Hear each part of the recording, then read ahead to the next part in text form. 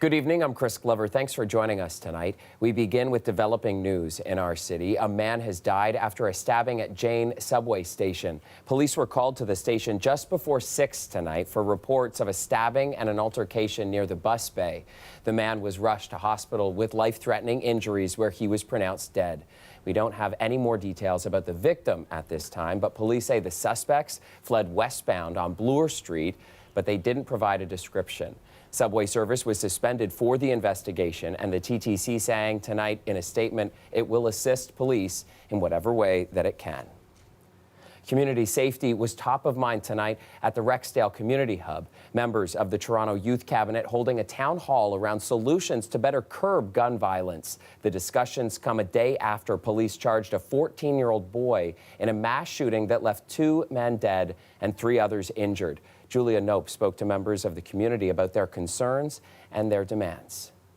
18-year-old Yusuf Johnson no longer feels safe in his Rexdale neighborhood after a recent string of shootings. It really doesn't matter who you are, it can happen to you at any time. Johnson knows the impacts of gun violence all too well. He says he was shot at random by a teen boy last year while walking home from school. No one has been arrested. Physically at first it did impact me a lot because I couldn't get up, but mentally it screwed me over more because I was in my room just every single day for the past 3 months, but that scenario had been playing in my mind. Johnson was among dozens that attended a youth town hall at Rexdale Community Hub aimed at proposing solutions to gun violence among youth. I've long said that the gun violence in the city of Toronto is trending younger and younger. Young people are disproportionately perpetrating acts of violence and they're also impacted by it disproportionately. And so now more than ever, it's important to bring young people together to reinforce our calls on what needs to be done. The Youth Cabinet, along with the Toronto and Catholic District School Boards, are calling for the city to further invest in 5 key areas: youth hubs, student nutrition programs, after-school programming, violence prevention grants, and youth employment initiatives. In a statement to CBC Toronto, a spokesperson for Mayor Chow said the city's budget set aside additional funding for more community-driven youth recreational programming for priority neighborhoods, adding that there is more work to do to support youth and prevent youth violence. Marcel Wilson is the founder of the 1 by 1 movement, a think tank that works with youth to decrease acts of violence in Toronto. He says the issue isn't funding, but how it's allocated and audited. You see a lot of the flow of funds going to be administrative top heavy, and then not really bending down, not enough funds are getting down to the ground where they need to be. And then there's this sort of attitude where we're going to grant you these funds, but this is exactly how we want you to spend the money. This comes after a 14-year-old boy has been charged in a shooting at the parking lot of a school in Rexdale last week near Mount Olive and Kipling. The incident left 2 men dead and 3 others injured. Meanwhile, just hours before the town hall, another 14-year-old boy was arrested after police found gunfire outside an apartment building at Kipling and Finch. Students like Ismat Morgan Sadiq says incidents like these are impacting their day-to-day lives. I have just now started to see the rise in gun violence within people of my age group. Subconsciously, you're doing things to try to protect yourself from these situations, and I don't think a child should live like that. I don't think a youth should live like that. As Johnson continues to recover from a shooting that left him physically and emotionally scarred, he hopes good will come of events like the one organized by the Toronto Youth Cabinet. And I hope new strategies come around. I hope people talk about their own experiences so they can encourage other people. Julia Nope, CBC News, Toronto. Meanwhile, up at Jane and the 401, police are still searching tonight for 4 suspects wanted in connection with a shooting that left a 20-year-old man dead. It happened late last night at an apartment complex, and Greg Ross has the latest. Multiple gunshots echoed through this apartment complex just before midnight last night. Crack, crack, crack, crack, crack, like that. This man says he was watching TV and at first thought it might be kids playing with firecrackers. It wasn't until this morning when police came to his door that he realized it was a fatal shooting. I was alarmed, and it's not nice when it's on your front doorstep. Police have identified 20-year-old A.J. Simpson as the victim. Police would not confirm if Simpson lived in the apartment complex, but this man says they used to be neighbors in one of the buildings when Simpson was younger. He was a happy kid, he grew up, good. He was just a regular kid. Police have identified a white SUV that they say was involved in the shooting. They say at one point it stopped here on this driveway that leads into 40 Falstaff Avenue. Within that white SUV, there were 4 persons that exited the vehicle. I can tell you that all 4 of the individuals were armed with handguns. Police say it's too early to determine whether or not this was a targeted shooting. Many residents here expressed safety concerns today. This shooting happened right beside a children's playground. We just want a very beautiful, safe community to enjoy life and to live in. That's it. That's all. At 12 Division, we have upped our patrols of this area, other areas specifically, but Falstaff is one of our identified neighborhoods. We have directed patrols happening here all the time. Police are in the process of reviewing surveillance footage from multiple cameras located around the apartment complex. They're also asking anyone with information to come forward. Greg Ross, CBC News, Toronto. And police forces across the region announced the results of 2 car theft investigations today. Officers say the joint investigation led to the recovery of more than 200 vehicles, valued at over $15 million. Dale Manukduk has the story. Car thefts across Canada are at crisis levels, and most of the incidents happen in Ontario. Oh, we have 1, 2, 3 cameras here. I think we have another over there somewhere. This Toronto family has a number of safety measures in place, including cameras, a home alarm system, and a padlock gate.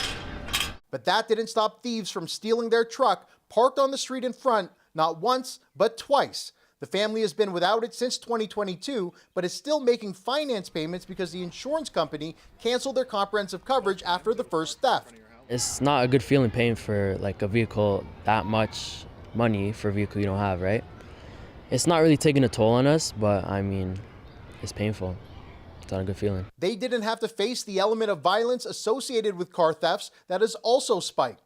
As a result, a provincial carjacking joint task force was launched in 2023. Between last September and March of 2024, the task force made 124 arrests, laying nearly 750 charges, recovering vehicles and seizing firearms in the process. It's really concerning that 44% of those arrested were out on bail at the time of their arrest, and 61% were subsequently released on bail yet again. During the task force 7th-month stretch, a criminal network was identified responsible for numerous violent crimes. That intel gave birth to Project Titanium, and last week, investigators executed 4 search warrants in Toronto and Peel. The criminal network involved is tied to more than 100 occurrences, including 21 home invasions and 3 carjackings. Throughout Project Titanium, police have recovered a total of 23 stolen vehicles with an approximate value of $5 million.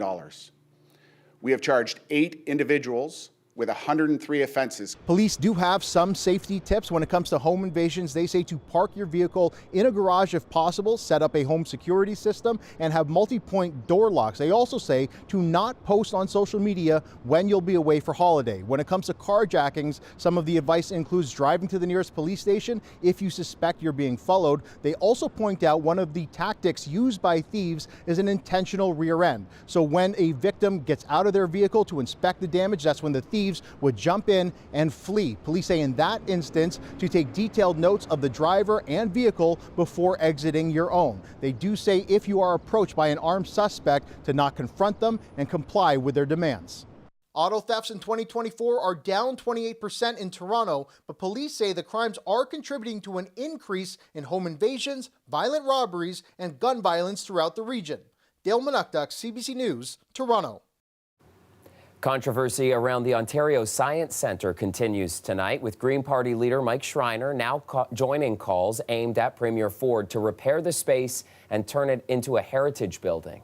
We want our children's children, our grandchildren, future generations to be able to access the value that a fully sized, fully funded Ontario Science Centre offers. And I think you can tell by the people driving by honking their horns, there's a lot of agreement with keeping the Ontario Science Centre open. During a news conference on Tuesday, Schreiner was joined by members of Save Ontario Science Centre, an advocacy group that started last August. On Friday, the province said the centre would close immediately over safety concerns about the building's roof. Since the announcement, Floyd Ruskin, co-chair of Save Ontario's Science Centre, said about 24,000 letters have been written to the Premier urging him to keep the centre open. On Sunday, dozens of people attended a rally at West Hill Park protesting the decision. The city plans to spend millions of dollars over the next decade to improve access to the Toronto Islands. There's a new push to build a bridge over the popular destination, but as City Hall reporter Sean Jeffords explains, so far that is not part of the plan. Even on an overcast day, the Toronto Island can draw a crowd. And this year, the city's been struggling to address demand for access to the space. Today at City Hall, staff unveiled a new 25-year master plan for the island, and they're promising to address the problem. Job number one is helping visitors and residents access the island with greater ease. The plan is fully coordinated with the Ferry Fleet Replacement Project, Jack Layton Ferry Terminal, and island side landing improvements. The city plans to spend more than $142 million over the next decade on improvements to the island and terminal building. That includes $85 million to buy 2 new electric ferries with increased passenger capacity. The city's fleet of boats are between 61 and 114 years old. Over the 25-year plan, the city will replace all of them. Deputy Mayor Asma Malik says the goal is to provide better access to the space while also balancing the needs of the communities who currently use it. My priority has always been access to the island, making sure that as many Torontonians as possible are able to access the island with ease and enjoyment. The plan's unveiling comes at a time when 2 of the city's aging ferries are out of service, which has in turn prompted some councillors to push for a bridge to the island. They say the ferry system limits access to the park. And a motion before council this week asks staff to work on a feasibility study for a bridge. We have so many people in the downtown area who, the closest thing they will ever have to a cottage is Toronto Island, and we're limiting access. This begins also a conversation about cost efficiency and what's the long-term investment, what's the better opportunity here. But with finances strained at City Hall, it's not clear where the money would come from for a bridge or for much of the island master plan. We'll look at how much it costs. The city really need to focus on a state of good repair. Last week in the middle of the big storm, there were 8 or 9 buckets in front of my office because the roof literally was leaking at City Hall, and we need to fix what we have. City Council will consider Burnside's motion at a meeting this week, and it will tackle the broader plan for Toronto Island late next month. Sean Jeffords, CBC News. Welcome back. I want to focus now on the national impact of last night's federal by-election in Toronto. The Prime Minister is facing intense scrutiny after the Liberals lost the longtime stronghold of Toronto St. Paul's. The Conservatives won it narrowly, shocking the country, especially considering the Conservatives haven't won a single seat in Toronto in the past 3 general elections. Lorenda Redekop takes a closer look. It looked like a celebration, but when Conservative Don Stewart met with supporters, he was still behind in the polls. I'm still positive on tonight, so let's not give it up. The results finally came in at around 4:30 in the morning. Stewart took the seat by less than 600 votes. His party leader, Pierre Poilievre, posted on social media, calling it a shocking upset. Toronto St. Paul's had been Liberal red for more than 3 decades, held most of that time by Carolyn Bennett, always winning by a huge margin. I think it's a statement on the leadership of the country. And so a riding that has been as strongly Liberal as this one changed. And I think it could be a sign of what's to come. I think the results are pretty clear. I think this sends a clear message to Trudeau, and it's time for a change in Canada. And it's nice to see Mr. Stewart get into power here. I think people, generally speaking, are tired of the Trudeau administration, and I see a change coming in the future, even though that I voted Liberal. The Prime Minister commented at an announcement in BC. This was obviously not the result we wanted, but I want to be clear that I hear people's concerns and frustrations. These are not easy times, and it's clear that I and my entire Liberal team have much more work to do. It's raising questions about how many other formerly safe Liberal seats could be at risk and about Trudeau's future as leader.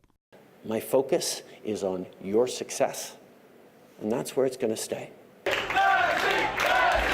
Liberal candidate Leslie Church, in the lead for most of the night, has already posted that she plans to run again in the next general election, saying she looks forward to the rematch. She'll be taking on an incumbent Conservative, already well-versed on the party's messages. We want to axe the tax, build the homes, fix the budget, and stop the crime. He says he's looking forward to being the voice for his riding in Ottawa. Lorenda Redicomp, CBC News, Toronto. Inflation in Canada unexpectedly ticked up in May. The Consumer Price Index, or headline inflation, rose an annual rate of 2.9%. That was up from 2.7% the month before, and it could be a factor in the Bank of Canada's next interest rate decision. Nisha Patel explains why. After cooling for 4 months in a row, overall inflation heated up in May to 2.9%. I think we were all a little surprised. We saw kind of an inching up across a lot of categories here that Statistics Canada tracks on inflation. So that's not really great news. Canadians paid more for rent, with prices rising by nearly 9% over the last year. We've seen phenomenal population growth, and of course the supply of housing couldn't keep up with a tripling really of the pace of growth in the demography. Food prices also edged up. Groceries are now 20% higher compared to 4 years ago. Being single and everything like that, I try to make my groceries last a little longer. The thing is, I run out of money, so I gotta live on credit. And, it's very hard. While those who can afford to travel are paying more for tours and airfares. Since the pandemic, we've seen prices on some routes will double in a day. 50% increase in price. It's a setback for the Bank of Canada, which is trying to bring inflation back down to its target of 2%.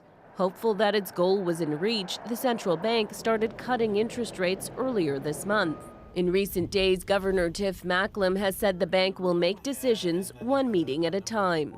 We're going to be looking at the data that's coming out. We're going to be assessing what that means for the future path of inflation, and that really will determine what we do with interest rates. The central bank meets again in July, but the chances of another interest rate cut are now smaller, as the road to lower inflation looks a little more bumpy. Nisha Patel, CBC News, Toronto. It was hockey heartbreak for Edmonton Oilers fans last night. Their team lost the deciding game of the final in Florida 2-1 and had to watch the Panthers hoist the Stanley Cup. And for the first time in their history, the Florida Panthers are Stanley Cup champions.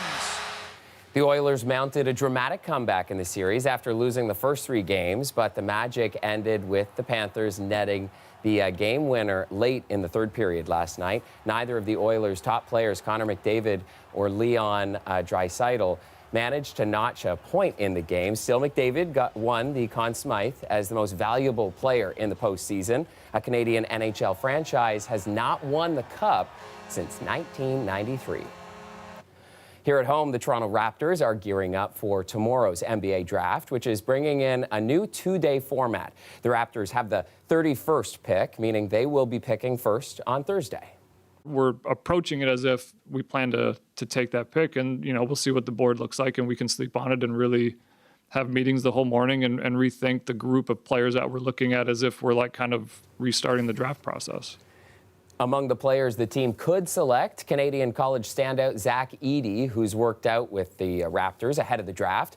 The Raptors have also expressed interest in Bronny James, the son of LeBron James.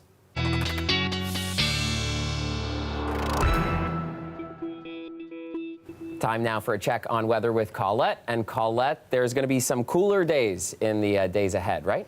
Yeah, that's right, Chris. We are going to see, our temperatures coming down a few degrees actually below seasonal. We'll have a couple of those, but with some sunshine in there. So pretty comfortable stuff. I'll get to that here coming up in just a moment as we check out the 5-day forecast. But just a recap from much earlier today in terms of some of the temperatures. Not all the reporting stations were reporting, but they weren't all talking very well with the software with the weather system. So actually 27 was accomplished in Toronto today for a high, and Windsor as well. It wasn't 23, 27 there too, with humidex value in the mid-30s, so a little humidity. As we kind of jump ahead to the overnight hours, still a few remnant showers or thunderstorms kind of rolling around, mostly just some remnant showers, not a lot to it. We get into some sunshine early on Wednesday, and then things begin to change as the clouds will be thickening up with this next system that will be rolling through. And as it does, we'll start to see, especially in the afternoon hours, some showers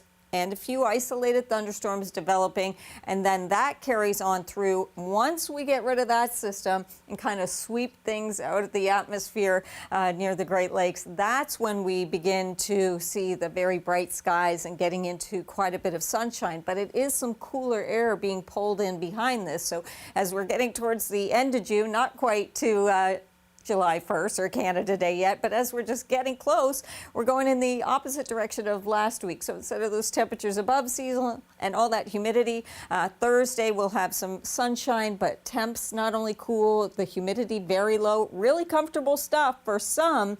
It's just more indicative of what you might have seen in early June or kind of the end of May in terms of what we'll be experiencing. Things will turn around though as we get into the holiday weekend, somewhat anyway. So the rainfall accumulations, much of this should stay south of the lower Great Lakes, that energy, so the heavier amounts of rain would be there, but still, especially into eastern Ontario, perhaps capturing even eastern parts of the GTA, we could be seeing over 10 millimeters and then pushing up towards 20 millimeters. Elsewhere, it'll be negligible. And 18 degrees through the overnight to about 5 a.m., capturing 16 in Barrie early tomorrow morning. And then there you go, up to 25 for Toronto in the afternoon hours, with a few of those showers that'll be around on Thursday with the sun. This is what I mean by a little bit cooler. This time of year, we should be at about 25, 26 for a daytime high. So a couple of days where we're in the kind of lower 20s. And then, yes, we have to deal with some rain on Saturday. But, Chris, then we should improve after that for the rest of the weekend. All right, good. People will like to hear that. Thank you, Colette. You're welcome. And thank you for joining us tonight. That's our show for you. Have a great evening, and we'll see you back here tomorrow.